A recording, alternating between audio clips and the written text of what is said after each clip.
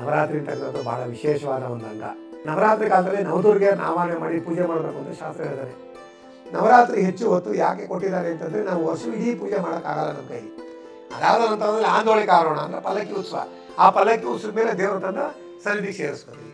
ಇದು ತೆಪ್ಪೋತ್ಸವದ ಅಂಗವಾಗಿ ಬರ್ತಕ್ಕಂಥ ಕಾರ್ಯಕ್ರಮಗಳು.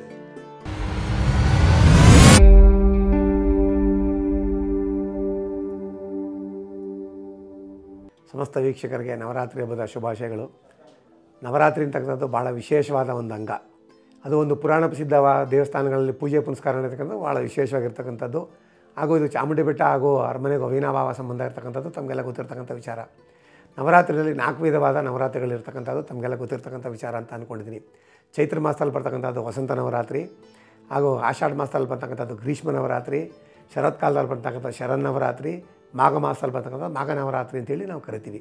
ಇಲ್ಲಿ ಸಾಮಾನ್ಯವಾಗಿ 2 ನವರಾತ್ರಿನ ಆಚರಣೆಯಲ್ಲಿ ಇಟ್ಕೊಂಡಿದ್ದೀವಿ ನಾವಿಲ್ಲಿ. ಚೈತ್ರ ಮಾಸದಲ್ಲಿ ಬರ್ತಕ್ಕಂಥ ವಸಂತ ನವರಾತ್ರಿ ಹಾಗೂ ಶರತ್ಕಾಲದಲ್ಲಿ ಬರ್ತಕ್ಕಂಥ ಶರನ್ನವರಾತ್ರಿ ಭಾಳ ವಿಶೇಷವಾಗಿ ಒತ್ತು ಕೊಟ್ಟಿರ್ತಕ್ಕಂಥದ್ದು ಇಲ್ಲಿ ಬಂದಿರತಕ್ಕಂಥದ್ದು. ನವರಾತ್ರಿ ಅಂತಕ್ಕಂಥದ್ದು 9 ದಿನ ಅಂತ ಹೇಳ್ತಾರೆ ಶಾಸ್ತ್ರದಲ್ಲಿ. ನವ ಅಂದರೆ 9 ಅಂತೇಳಿ.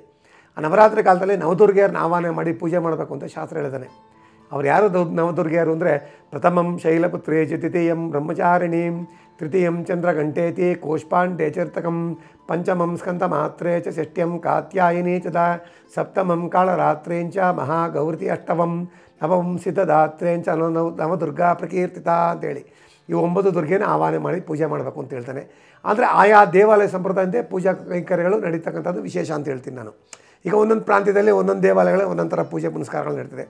ಇದು ಅರಮನೆ ಅವಿನಾಭಾವ ಸಂಬಂಧ ಇರ್ತಕ್ಕಂಥದ್ದು. ಅರಮನೆಯಲ್ಲಿ ಯಾವ ರೀತಿ ಪೂಜಾ ಕೈಂಕರ್ಯಗಳಿದೆ ಅದೇ ರೀತಿ ಪೂಜಾ ಕೈಂಕರ್ಯಗಳು ನಾವಿಲ್ಲಿ ಮಾಡ್ಕೊಂಬರ್ತೀವಿ. ಎಂದಿನಂತೆ ಬ್ರಾಹ್ಮಿ ಮುಹೂರ್ತದಲ್ಲಿ ನಾಳೆ ಬೆಳಗ್ಗೆ ಮಹಾನ್ಯಾಸ ರುದ್ರಾಭಿಷೇಕ, ಪಂಚಾಮೃತ ಅಭಿಷೇಕ, ವಿಶೇಷವಾಗಿ ಅಂಶವಾಹಿನಿ ಅಲಂಕಾರ ಆಗಿರ್ತಕ್ಕಂಥ ನಾಳೆನ ವಿಶೇಷವಾಗಿರ್ತಕ್ಕಂಥದ್ದು. ಹಾಗೆ 9:15ರಿಂದ 9:45 ಶುಭ ವೃಶ್ಚಿಕ ಲಗ್ನದಲ್ಲಿ ಬಂದಿರತಕ್ಕಂಥ ಅತಿಥಿಗಳಿಂದ ಹಾಗೂ ಮುಖ್ಯಮಂತ್ರಿಗಳಿಂದ ದಸರಾಗೆ ಚಾಲನೆ ಕೊಡೋದು. ಅಂದರೆ ಪುಷ್ಪ ಅರ್ಚನೆ ಮಾಡುವ ಮುಖಾಂತರವಾಗಿ ಚಾಲನೆ ಕೊಡ್ತಕ್ಕಂಥದ್ದು, ದೇವಿಗೆ ಅರ್ಚನೆ ಮಾಡುವ ಮುಖಾಂತರವಾಗಿ ಚಾಲನೆ ಕೊಡ್ತಕ್ಕಂಥದ್ದು. ಈ ನವರಾತ್ರಿಯಲ್ಲಿ ತುಂಬ ವಿಶೇಷವಾಗಿರ್ತಕ್ಕಂಥದ್ದು.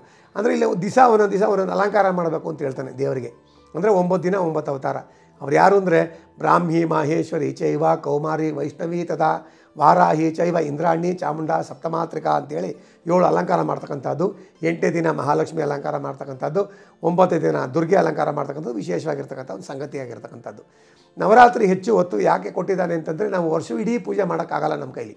ಈ 9 ದಿನಗಳ ಕಾಲ ಪೂಜೆ ಮಾಡಿ ಪುನಸ್ಕಾರ ಮಾಡಿದಾಗ ನಮಗೆ ಹೆಚ್ಚು ಶಕ್ತಿ ಜಾಸ್ತಿ ಆಗುತ್ತೆ ಅಂತ ಹೇಳಿದ್ದಾರೆ ಶಾಸ್ತ್ರದಲ್ಲಿ.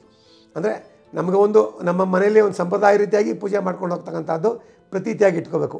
ಈಗ ತಂದೆ ಯಾವ ಥರ ಮಾಡ್ತಾರೆ, ತಾತ ಯಾವ ಥರ ಮಾಡ್ತಾರೆ, ಅದೆಲ್ಲ ಒಂದು ಪ್ರತೀತಿಯಾಗಿ ಮಾಡ್ತಕ್ಕಂಥದ್ದು. ಅವರ ಸಂಪ್ರದಾಯದಂತೆ ಪೂಜೆಗಳು ಮಾಡಬೇಕು.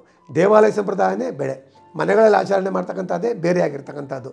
ಈಗ ಕೆಲವು ಕಡೆ ಮನೆಗಳಲ್ಲಿ ಈ ಗೊಂಬೆ ಇಟ್ಟು ಪೂಜೆ ಮಾಡ್ತಕ್ಕಂಥ ಪದ್ಧತಿ ಇದೆ, ತಮಗೆಲ್ಲ ಗೊತ್ತಿರ್ತಕ್ಕಂಥದ್ದು. ನವರಾತ್ರಿಯಲ್ಲಿ ಒಂದೊಂದು ಕಥೆಗಳಿದೆ, ಅದಕ್ಕೆ ರಾಮಾಯಣ, ಮಹಾಭಾರತ, ಈಶ್ವರನ ಕಥೆಗಳು, ದುರ್ಗೆ ಕಥೆಗಳು ಎಲ್ಲ ಬರ್ತದೆ.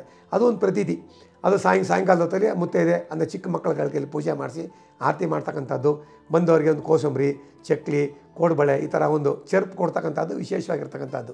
ದೇವಾಲಯಗಳಲ್ಲಿ ಏನಂದರೆ ಸುವಾಸನೆ ಪೂಜೆ ಮಾಡ್ತಕ್ಕಂಥದ್ದು, ಕುಮಾರಿ ಪೂಜೆ ಮಾಡ್ತಕ್ಕಂಥದ್ದು ಅಲ್ಲಿನ ವಿಶೇಷತೆಗಳಿರ್ತಕ್ಕಂಥದ್ದು.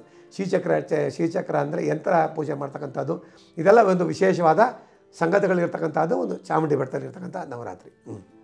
ಬೆಳಗ್ಗೆ 7:30ರಿಂದ 2 ಗಂಟೆವರೆಗೂ ಇರುತ್ತೆ. ತಿರ್ಗಾ 3ರಿಂದ 6 ಗಂಟೆ ತನಕ ದರ್ಶನ ವ್ಯವಸ್ಥೆ ಇರುತ್ತೆ. 6ರಿಂದ 7:30ಗೆ ಅಭಿಷೇಕ ಆಗುತ್ತೆ. 7:30 ಆದ ನಂತರ ನವರಾತ್ರಿ ಪೂಜೆಗಳ ತಿರ್ಗಾ ಆರಂಭ ಆಗುತ್ತೆ. ದೇವಸ್ಥಾನ ಕಡೆಯಿಂದ ಈಗ ಪ್ರಾಧಿಕಾರ ಆಗಿರ್ತಕ್ಕಂಥದ್ದು ತಮಗೆಲ್ಲ ಗೊತ್ತಿರ್ತಕ್ಕಂಥ ವಿಚಾರ. ಅದ್ರ ಪ್ರಕಾರವಾಗಿ ಅವರು ದೇವಸ್ಥಾನದ ಆಡಳಿತದವ್ರು ಮಾತಾಡ್ತಾರೆ. ಧಾರ್ಮಿಕವಾಗಿ ನಮ್ಮದೇನಿದ್ರು ನಾವು ಮಾತಾಡ್ತೀವಿ. ಅಂದರೆ ಪ್ರತಿ ವರ್ಷ ಬರೋ ಭಕ್ತಾದಿಗಳಿಗೆ ಯಾವ್ಯಾವ ಸೂಕ್ತ ವ್ಯವಸ್ಥೆಗಳು ಮಾಡಿರಬೇಕೋ ಅಷ್ಟು ವ್ಯವಸ್ಥೆ ಕೂಡ ಮಾಡಿದ್ದಾರೆ ಅಂತ ಗೊತ್ತಾಗಿರ್ತಕ್ಕಂಥದ್ದು.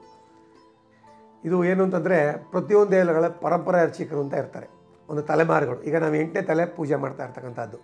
ನಮ್ಮ ಏಕಾಂಬರ ದೀಕ್ಷಿತರು, ನಾರಾಯಣ ದೀಕ್ಷಿತರು, ನಾಗೇಂದ್ರ ದೀಕ್ಷಿತರು, ಹಾಗೆ ನಾನು. ಈಗ ನೆಕ್ಸ್ಟ್ ನನ್ನ ಮಗ ಬರ್ತಾನೆ, 5ನೇ ಜನ್ರೇಷನ್ ನಾವೇ ನೋಡ್ದಂಗೆ ಆಗ್ತದೆ. ಅದೇ ರೀತಿ ಅವರು ಹೇಗೆ ಒಂದು ಪರಂಪರೆಯ ರೀತಿಯಲ್ಲಿ ಪೂಜೆ ಮಾಡ್ಕೊಂಬಂದಿರ್ತಾರೆ, ಅದೇ ರೀತಿಯಲ್ಲಿ ಪರಂಪರೆಯಾಗಿ ಪೂಜೆ ಮಾಡ್ಕೊಂಬರ್ತಕ್ಕಂಥ ವಿಶೇಷವಾಗಿರ್ತಕ್ಕಂಥದ್ದು. ಇಲ್ಲಿ ಈ ಕ್ಷೇತ್ರಕ್ಕೆ ಒಂದು ಹಿನ್ನೆಲೆ ಇರ್ತಕ್ಕಂಥದ್ದು ತಮಗೆಲ್ಲ ಗೊತ್ತಿರ್ತಕ್ಕಂಥ. ಇದಕ್ಕೆ ಮೊದಲು ಮಹಾಬಲಗಿರಿ ಅಂತ ಹೆಸರು. ಚಂಡಮುಂಡರ ಸಂಹಾರ ಆದ ನಂತರ ಚಾಮುಂಡಿ ಬೆಟ್ಟ ಆಗಿರ್ತಕ್ಕಂಥದ್ದು. ಪ್ರತಿಯೊಬ್ಬ ವ್ಯಕ್ತಿ ಚಾಮುಂಡಿ ಬೆಟ್ಟಕ್ಕೆ ಬಂದಾಗ ಮಹಾಬಲೇಶ್ವರನ ದರ್ಶನ ಮಾಡಬೇಕು ಅಂತ ಶಾಸ್ತ್ರದಲ್ಲಿ ಹೇಳ್ತಾರೆ. ಸ್ಕಾಂದ ಪುರಾಣದಲ್ಲಿ ಬರ್ತಾ ಇವೆಲ್ಲ. ಇಲ್ಲೇನು ಅಂದರೆ ಇವಾಗ ಏನಾಗಿದೆ ಅಂತಂದರೆ, ಇದು ಒಂದು ಪ್ರವಾಸಿ ತಾಣ ಆಗಿದೆ. ಇದು ಹಿಸ್ಟಾರಿಕಲ್ ಪ್ಲೇಸ್ ಹೋಗಿ ಒಂದು ಪ್ರವಾಸಿ ತಾಣ ಆಗಿರ್ತಕ್ಕಂಥದ್ದು. ಇಲ್ಲಿ ಬಂದಂಥ ಭಕ್ತಾದಿಗಳಿಗೆ 20 ನಿಮಿಷ ಕಾಲಾವಕಾಶ ಕೊಡ್ತಾರೆ.